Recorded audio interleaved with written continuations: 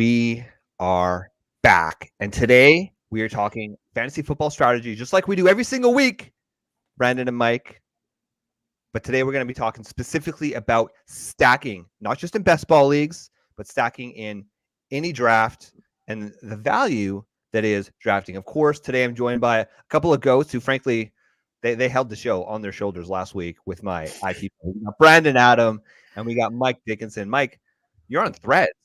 I'm on Threads, yeah. I've already gotten in 2 battles on Threads over with Cowboys fans, so it's lively over there. It's lively.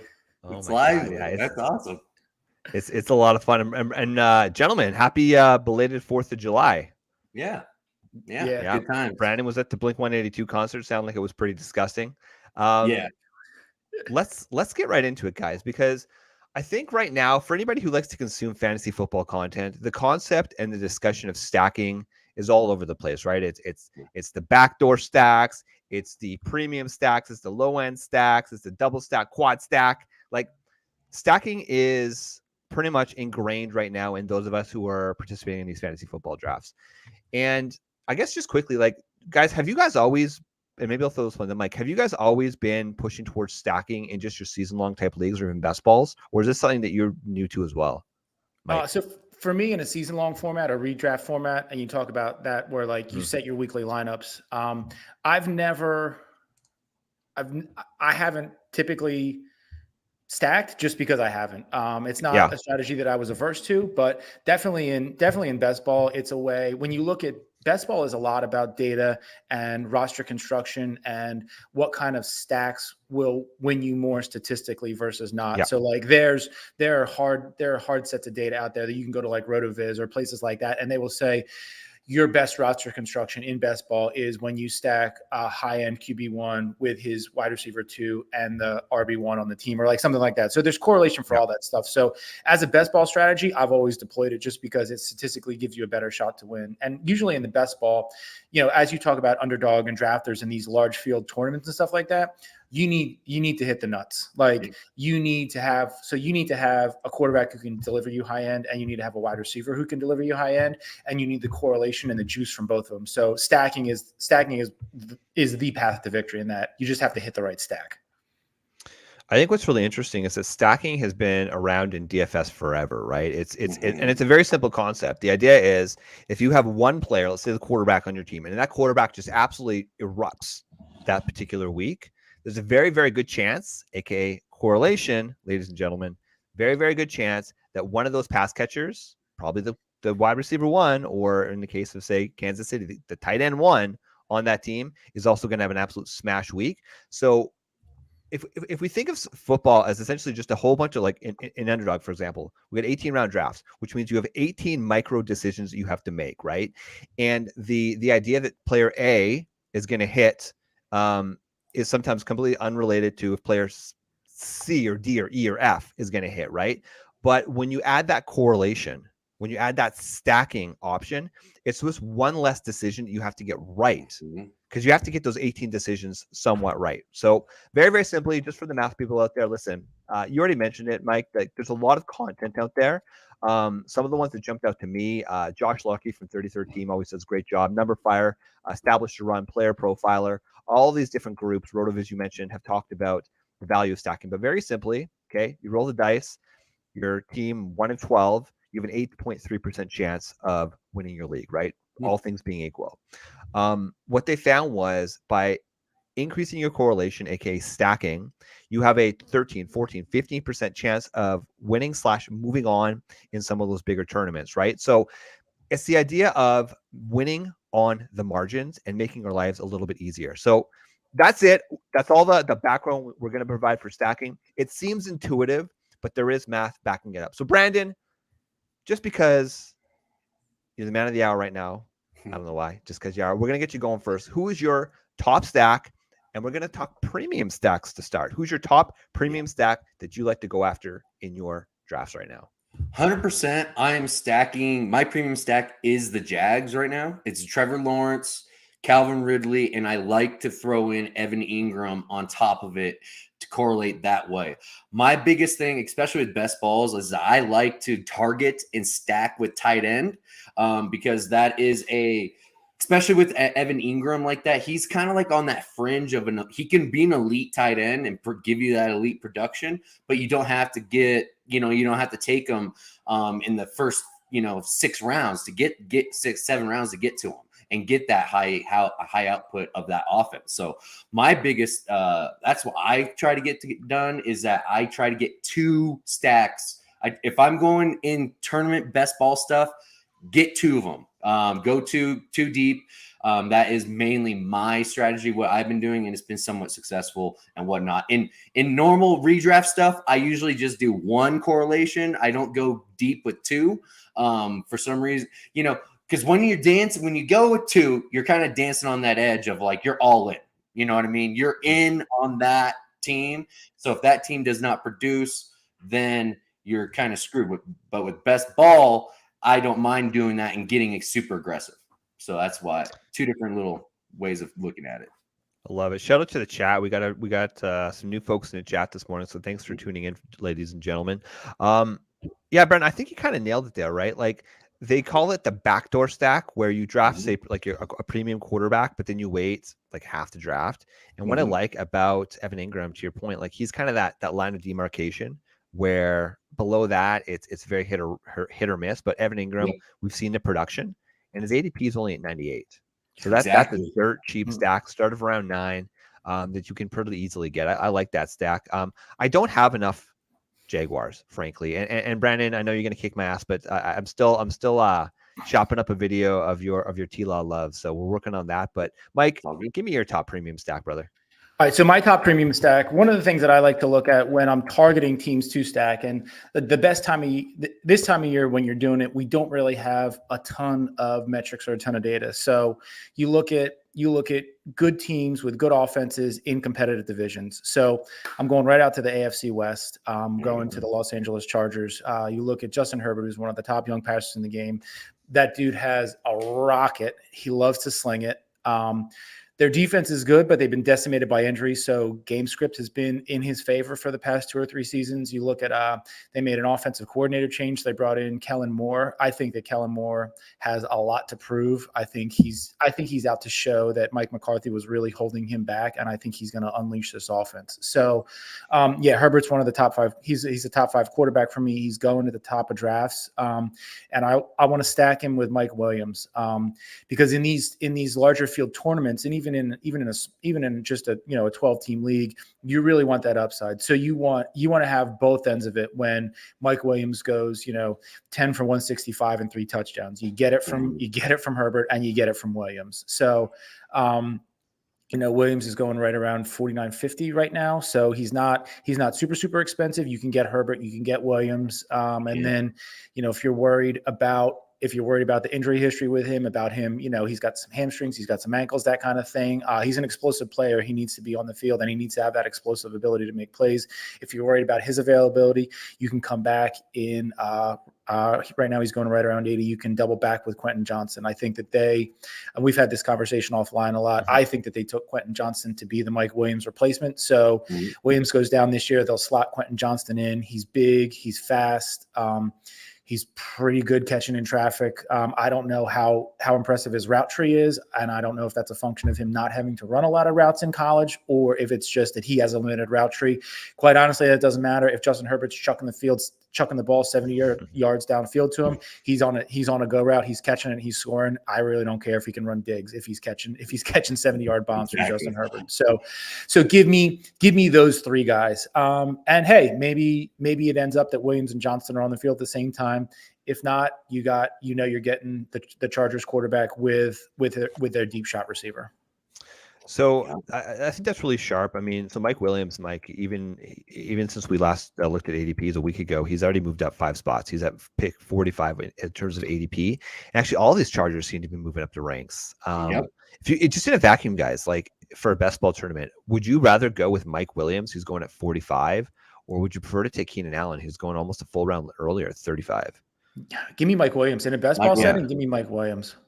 Yeah, I got Mike Williams literally ranked in our rankings above Keenan Allen. So for those of you who are using our draft tools, you'll get a fair amount of exposure to Mike Williams, but you probably won't get a ton of Keenan Allen. And I don't know, man, like that guy kind of worries me a little bit. But Mike, if you're building a stack, would you consider like an Austin Eckler, Justin Herbert a viable stack? Because Austin Eckler, obviously, like, his path to fantasy glory is through the passing game. Yeah, 100% I would. And this is more like, and this gets a little bit more into like more a DFS strategy rather than specifically like a best ball tournament strategy.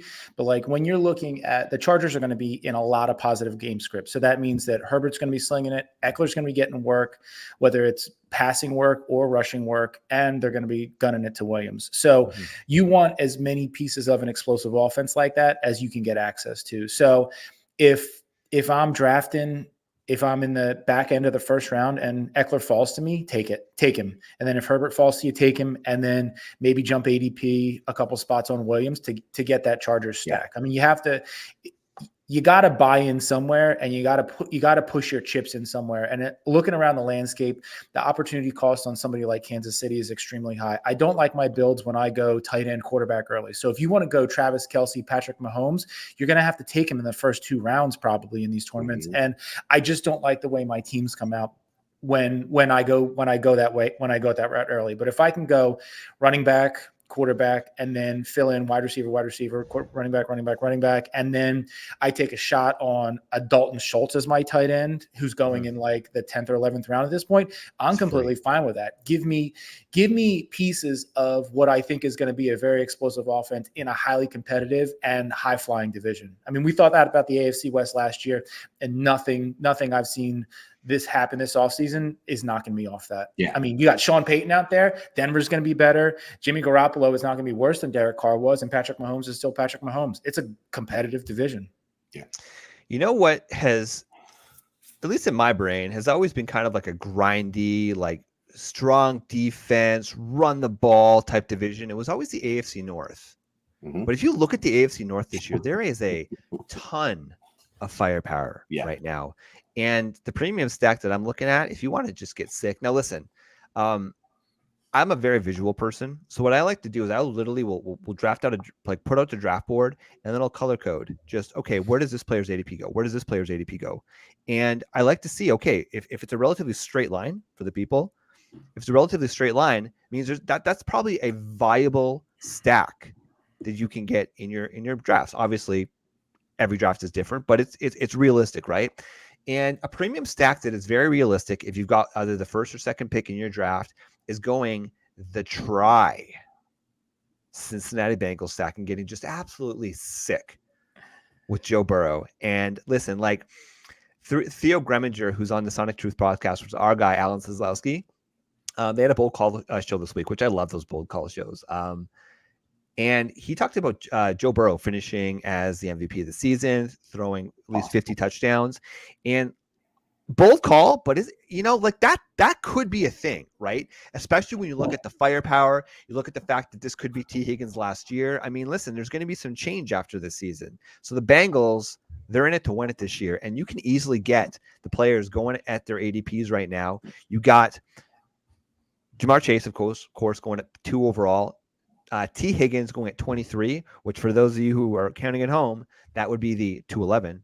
And then you can come back and get Joe Burrow at 44 overall. And what I like about this is that, like, for one, we know that Cincinnati is going to continue to be very, very high in terms of pass attempts. Last year, Joe Burrow had 610 pass attempts, which ranked 5th. Okay. And what I like about both T. Higgins and Jamar Chase, even compared to, say, like in AJ Brown, Devonta Smith, who are also, like, all 3 of those players are going in a rounds 1, 2, 3 in terms of the quarterbacks and the wide receivers. When you look at the consolidated target share and you look at the pass volume, what I like is that when you look at both Jamar Chase and T. Higgins last year, they had a 50% target rate. So that's not your target percentage, that's your target rate, which is your targets per route run. So when those players are running a route, half the time it went to either T. Higgins or Jamar Chase. So we got a consolidated target share. We got 2 alphas, and you've got a stud that is Joe Burrow, who is quickly becoming, like, listen, I wouldn't put him quite in the category of Patrick Mahomes, but realistically, like, it could be, like there was the Tom Brady and the Peyton Manning duos. Like, they weren't in the same division, but they had that long-standing just battle, and everybody tuned into those Patriots Colts games, and then eventually the Patriots Broncos games. That's going to be a thing forever, as long as as long as Joe and Mahomes are in the league, and people are shitting on Joe Burrow there. But guess what? 3 out of the 4 games, the Cincinnati Bengals won. Okay, Yep. so I love that premium stack. Of course, it's going to cost you a pretty penny, but man, when I look at those premium stacks and which ones are most likely going to pay off at the cost, to me, it's those Cincinnati Bengals, baby.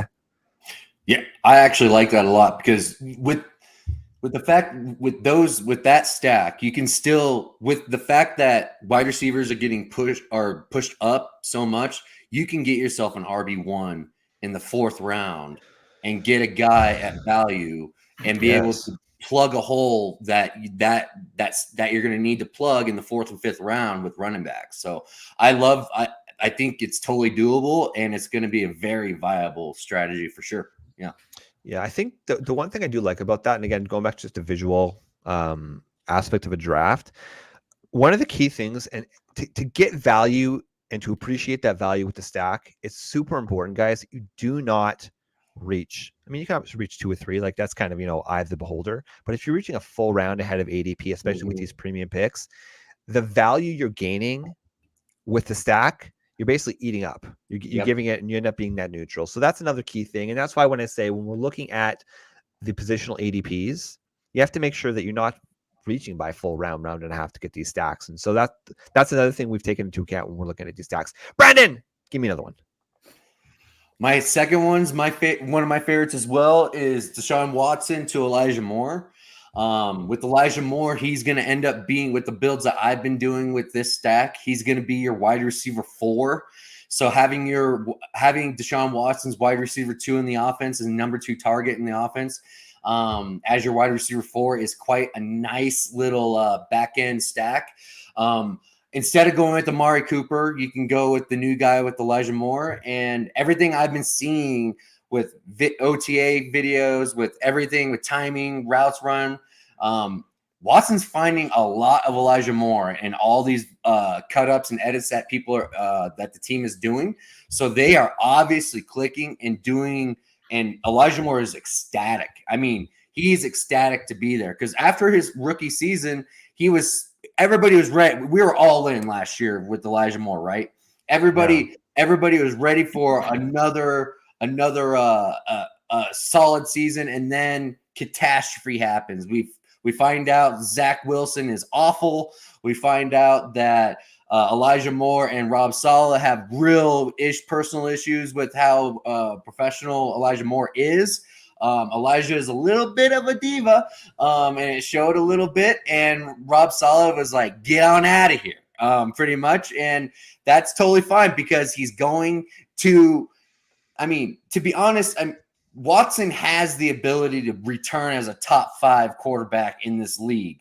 And I last year, coming back off of a big break like that, and all the stuff off the field issues with Watson, that had to be extremely hard to deal with as well, professionally, and being able to stay on top of and on sharp and be sharp with your game. I think this having a complete off season is going to really help him turn everything around. He feels like he's at home now. He doesn't feel like everybody's looking at him all weird all the time. I think he's finally feeling back and being normal quarterback again. With that stack, you're going to be able to get your load up on wide receivers and running back in the first 5 rounds and still be able to accomplish getting a quarterback with a top 5 upside. So I love it. I always try to get stacks of top 5 upside for quarterbacks because those are the teams that win. Yeah, it's really funny when you talked about that, Brandon. Like the first thing I thought of, especially, in the spirit of Independence Day, July 4th, I just think of the Statue of Liberty. This is Cleveland. Give me your tired, give me your poor, give me your huddled masses yearning to breathe free. That is the Cleveland Browns, and that is Elijah Moore, and I love that. I love that. I just think it's a good stack, and it's so easy to maneuver around, and there's still such a stench on Watson that you can just eat the value up, boy. I mean, you can just eat the value up and take it, and it's easy to do. Mike, give me a medium cost stack. So this is medium cost, bordering on skanky, but it still qualifies as medium. So I look at competitive divisions, look at teams with great offenses and skank defenses, and that lands me squarely on the Minnesota Vikings. Okay. Their defense was catastrophically, historically unable to unequivocally how bad it was last year. It was one of the worst defenses we've ever seen, and they somehow managed to muck it up and get worse. Hey, for us, that's great because you know what? Gimme. Exactly. I have always been, I wouldn't say I'm a Kirk Cousins stan, but what I am is somebody who looks at numbers, looks at trends, and grabs opportunity and value wherever I can. So Kirk Cousins was a top 6 quarterback last year. He's currently going off the board at 111 and underdog. Now, you could make it high end. If you land the 101, take Justin Jefferson and come back with Cousins. If you don't land the 101 and you choose to go foundation RB, hero RB, you go that strategy where you take, say you have the 3 overall and Chase and Jefferson go 1 and 2, and you want to take a JT or a Bijan or something like that, that's completely fine. What you can do, and one of the plays that I like to make is come back right around that. He's going right around the 6-7 turn, or he's going right around the 6-7 turn right now. Come back and take Jordan Addison. So we know who Jefferson is. Jefferson is that dude. He is the best receiver arguably the best receiver in the game right now. He's a multi-generational talent. He is going to command attention, and it doesn't really matter. You can double him. He's still going to get his work. But with a defense that's that bad, in a division that's still relatively wide open and competitive, the Lions have gotten better this offseason. We don't really know what to expect out of Jordan Love and the Packers. We expect Justin Fields to take a step forward. They added DJ Moore. We expect them to take a huge leap forward. I think they're going to be, and they play more than half their games inside. I think they're going to be in a lot of track meets, and I think they're going to be in a lot of high-scoring games. So that means that means Addison and Hawkinson are going to get funneled volume. So for the opportunity cost, taking somebody who could potentially be a mid-tier wide receiver 2 for you, getting him at the 6-7 turn, I love it. I'm in on it. There you go. Yeah, I think what's right now, I'm of the opinion that Minnesota has this existential crisis, right? Like they don't know what the hell they want to do. Right. Based on their moves, getting rid of Dalvin Cook for money purposes, whatever, believing that Alexander Mattison is, I guess, 80% of Dalvin Cook, 70% of Dalvin Cook at least. They're basically telling the world, listen, we're okay not doing as well this year. And yes, from a fantasy football perspective, Dalvin Cook hasn't had the same touchdown amount that we've seen in previous years when he was an absolute fantasy stud, but he still made a tangible difference moving the chains in that offense. So they have an existential crisis, but you know what Kirk Cousins is very, very good at? Making Kirk Cousins a lot of freaking money. And guess what? He can't be franchise tagged again. This is the last year of his deal with Minnesota, which means we're actually in a contract year for Kirk Cousins, be it with the Vikings or more than likely with another team, which means this season's an audition for them. You don't think that Kirk Cousins and his agent want to go out and have a fantastic year so they can go and break the bank again for a third time? Absolutely they do. So I love that stack. And Cousins also said he's not talking contract till after the season's done. Yeah, of course not. Of course not. Listen, like you nailed it. The fact that they're going to have such a shitty defense, which means that they're going to be in throwing positions a lot again this year. And that's probably going to bode well for him. How many attempts did Kirk have last year? I'm glad you asked, Brandon, because I can go and I can look that up. It's just going to take me. I'm kind of curious. Okay, so 643. Yeah, that's pretty good.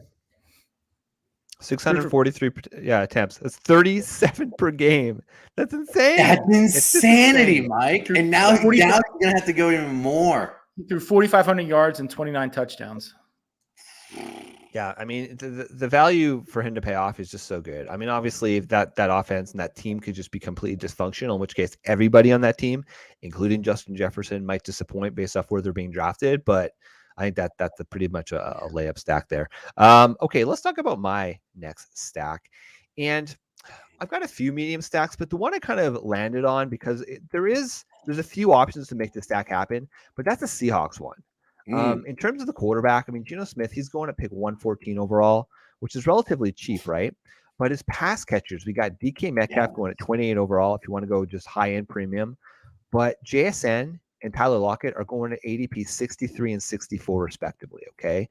And especially in a tournament style play, because listen, If you've been watching the DFS Army Fantasy Football Show since rookie season, you know how high we are in JSN. Okay, yes. Spoiler alert, Shane. He was the first wide receiver drafted. Yes, but he's not being put up there with some of the past prospects like Jamar Chase. Justin Jefferson, ladies and gentlemen, he wasn't that elite top 10 prospect either. But when you look at range of outcomes for this guy, especially if there's an opportunity that opens up later in the season, I mean, JSN could absolutely smash, especially in the later weeks if you're drafting in these best ball tournaments. And by getting either Gino with JSN or Tyler Lockett, who's basically death tax and Tyler Lockett producing in fantasy football / being undervalued, I think this is such an easy stack to put together. The cost isn't super high, and you could literally you could go the quad stack or tri stack with DK, JSN, Lockett, and Geno Smith, and just get sick if you're high on those Seattle Seahawks. Brandon, you're a Seahawks fan. What do you think? I love it, man, because I was just listening. I forgot what pod I was listening to, but Seattle leads the league in 12 personnel formation, meaning they ran tight ends out there. And this year, they will not be running tight ends out there. They're going to be switching from 12 personnel to 3 wide receiver sets. And that is going to be a evolution of this offense. And it's already being talked about. It was with Alan Seslowski. He had, I forget who he was listening, who was on with him, but he was talking about, he was a big time sharp. And he was talking about the fact that they led the league in the 12 personnel, but they fully expect that not to happen this year, and that they should reduce the 12 personnel by like 20%. And it's going to be JSN because they're going to want all their best players on the field at the same time. And to do that, they're going to need to go 3 wide receiver sets. So that is a big deal. JSN is going to have a bigger role than people understand, and he's going to be singled up all the time. So I see I see over 6 touchdowns with him, at least 6 touchdowns, at least 850 yards, and I think he's going to get almost 100 targets this year.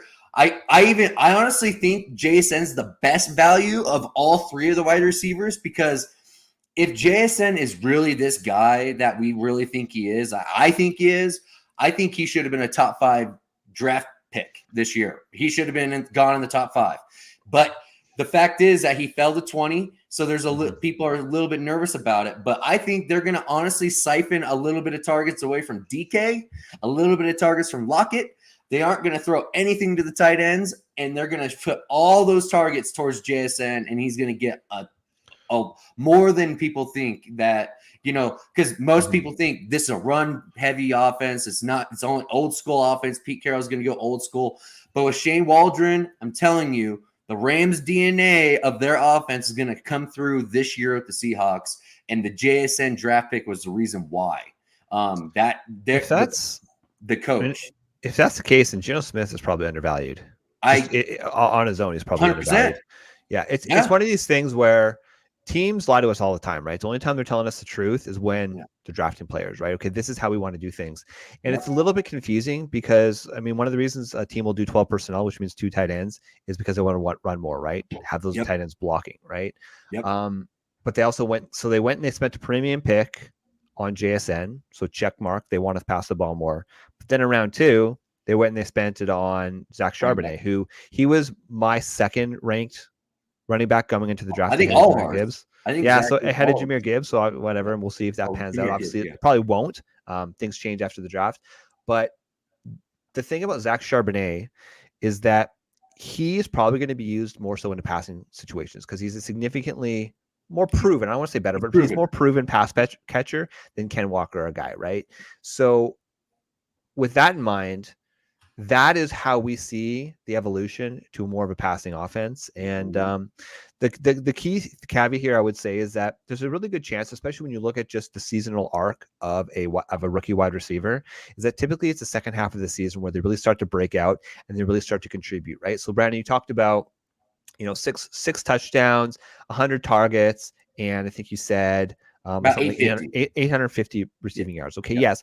As a whole, if you look at that just based off where he's being drafted, that's not going to pay off his positional ADP right now, especially because he's going one spot ahead of Tyler Lockett, which is, I think, cockamamie. But that shouldn't happen. The play is, if you're playing in just one of these confined 12-person best ball drafts. Let's talk right now. Best ball strategy.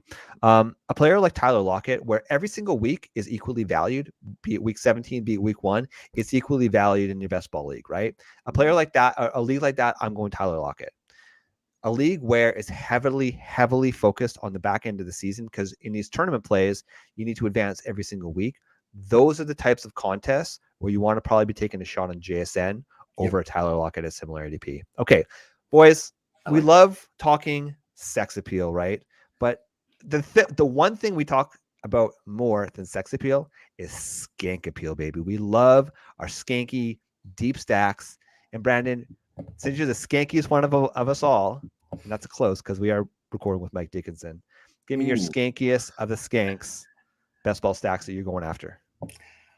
So I'm between two of them. I've been going back and forth in my head on which way I'm going to go. I've been talking a little bit about Sam Howell, Jahan Dotson, but I drafted this one yesterday. He's going off the wire, baby. Let's go.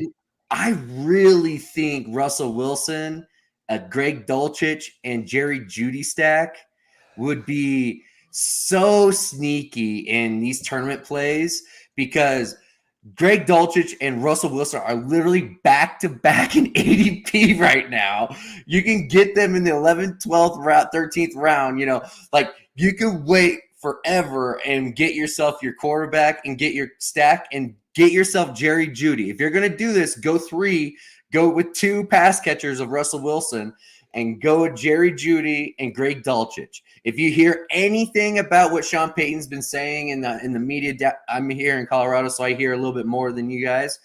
He really likes himself some Greg Dulcich and what that guy can do. So he is going to use him. He was calling him his joker. So he is going to use him all over the place, not just as a tight end. So this guy's going to be in the backfield as a halfback. This guy's going to be coming. He might even throw the ball from time to time. You never know with what Sean Payton has done with his tight ends in the past. He's Taysom Hill.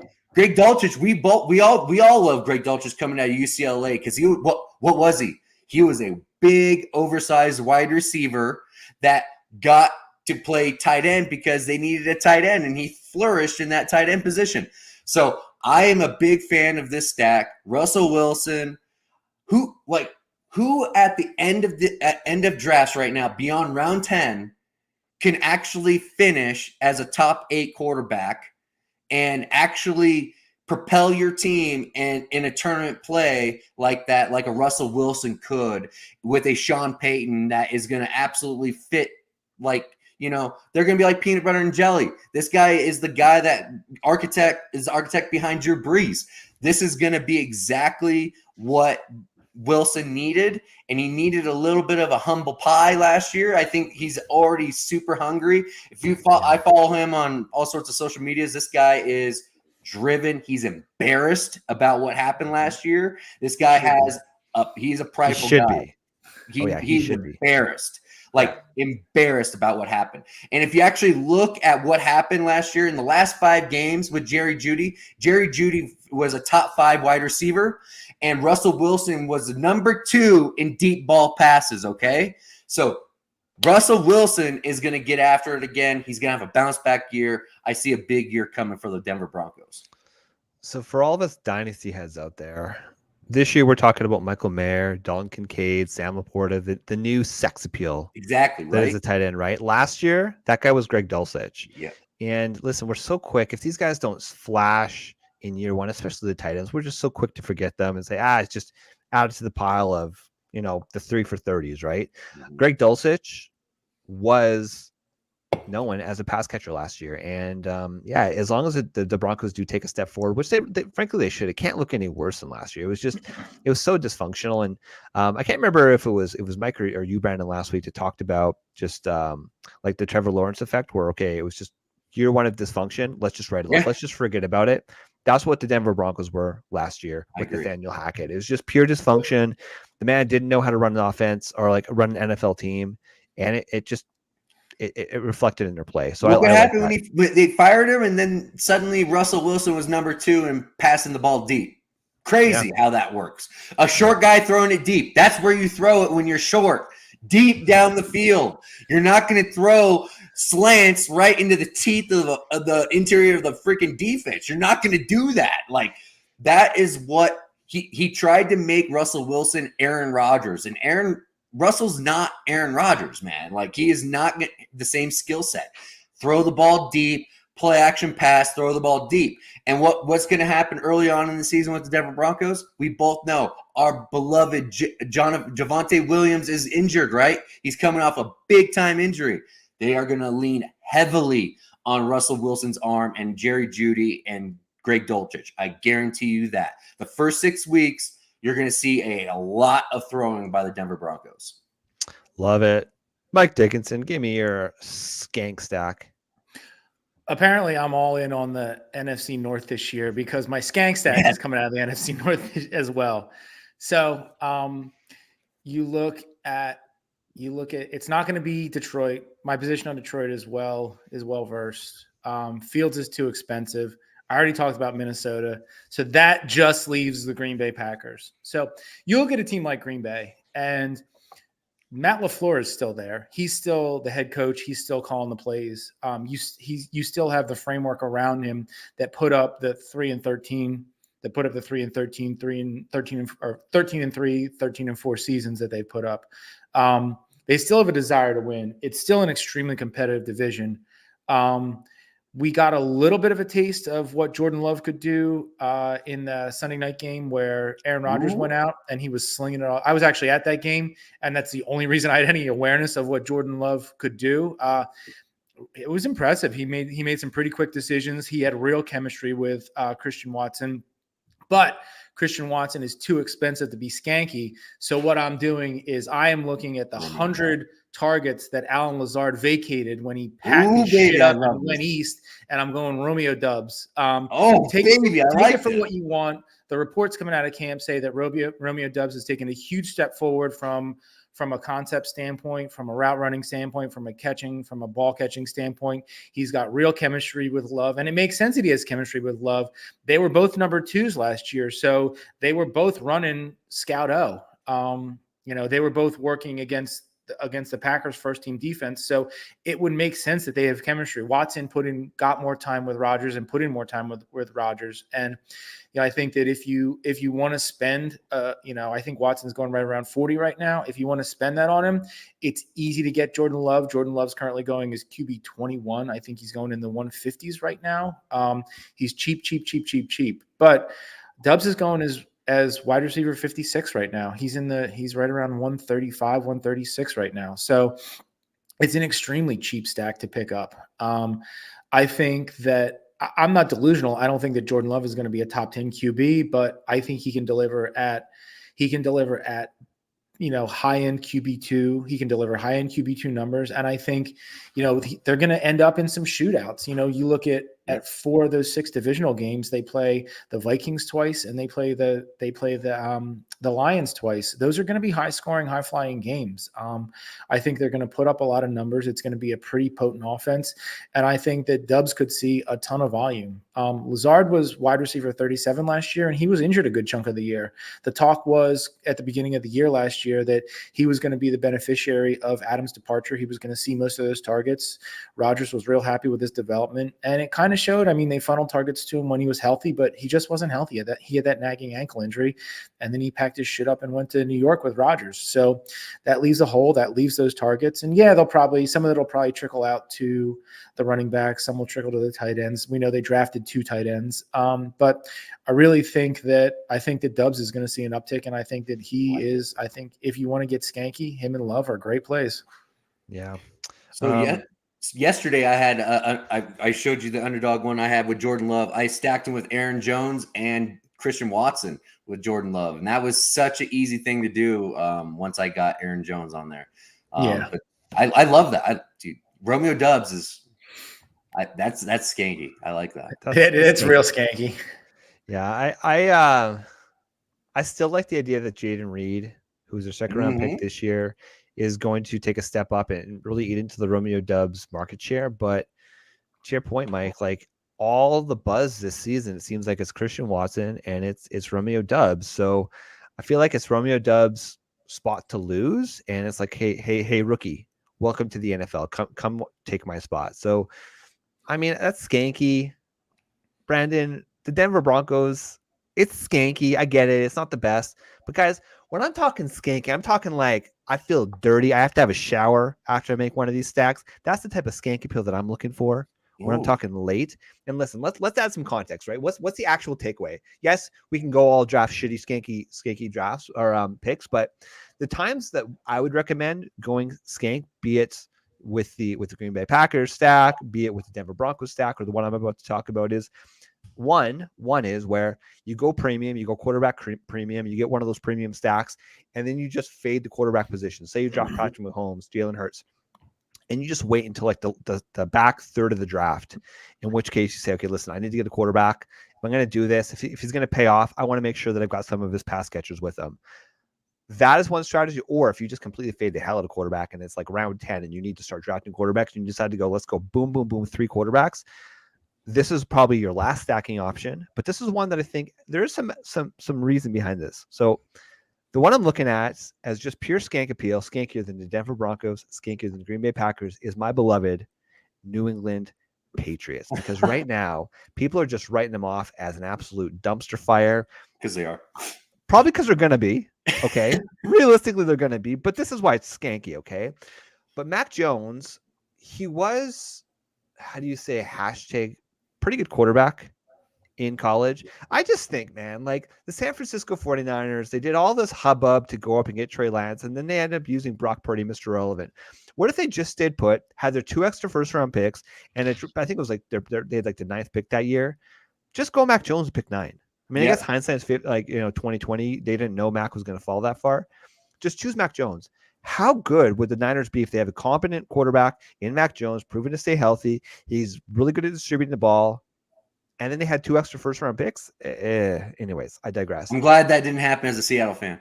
Yeah, I bet. Exactly. So as a Patriots fan, if you want to go and get skanky, you can just wait basically to the end of your draft to get Mac Jones at 199. But coming up the ranks, you got Juju Smith-Schuster, who for all the hate against him, he's a pretty efficient wide receiver. He's going to pick 111. Tyquan Thornton, who, by the way, may I remind everybody, 2nd-round pick, which I kind of held my nose when they picked him last year, but he was a 2nd-round pick.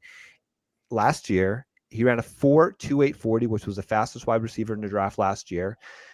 And then you get Mike Gesicki, who's coming over. They, for whatever reason, Miami decided just not to use him last year. But 2 years ago, he was super efficient as a tight end. And then, of course, you go Mac Jones at 199.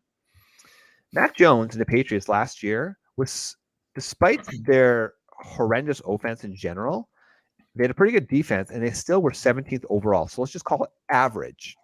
In terms of passing the ball, he had 442 pass attempts last year, which was 31 per game. And what I like the most about this situation is that when you look at the deep ball completion percentage, okay, again, 4.28 wide receiver, Tyquan Thornton could go deep. Mac Jones's completion percentage last year was 39%. Where does that stand in comparison to some pretty good quarterbacks we mentioned on the show today? Patrick Mahomes was at 40%. Joe Burrow was at 38% deep ball completion percentage. Again, Mac Jones was at 39%.